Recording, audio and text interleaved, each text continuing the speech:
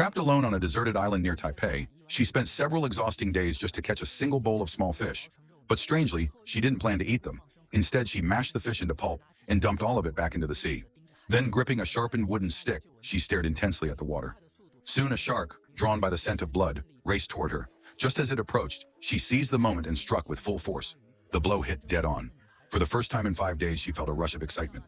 But once she made it back to shore, she gave up the idea of eating right away.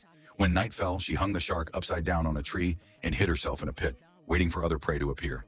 But the fatigue from earlier in the day overwhelmed her, and her eyelids, heavy as lead, drooped uncontrollably. Then, an eerie sound.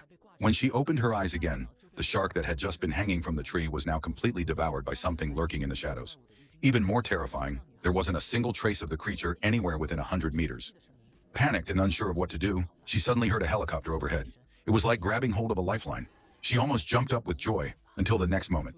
She froze, clutching her mouth tightly to avoid making a sound. Right in front of her stood a terrifying creature, upright on 2 legs. The city girl was paralyzed with fear, but thankfully, the monster didn't seem to notice her. After it left, she made a bold decision.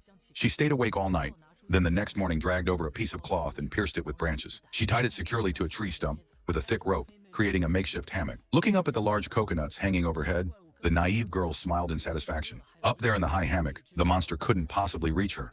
And if she got hungry, the coconuts would be enough to survive until help arrived. But night came again, and not only did her companion still not show up, a violent storm was on its way. Even worse, through the darkness, she vaguely saw the same monster slowly approaching from the depths of the jungle. She froze. She was terrified even to breathe, hoping the creature wouldn't see her. But a second later, her eyes locked. Her heart almost stopped. Trembling, she curled up tightly in the hammock, barely breathing, silently begging that the monster didn't truly spot her. Turned up the courage to peek down, but the monster had been waiting for that moment.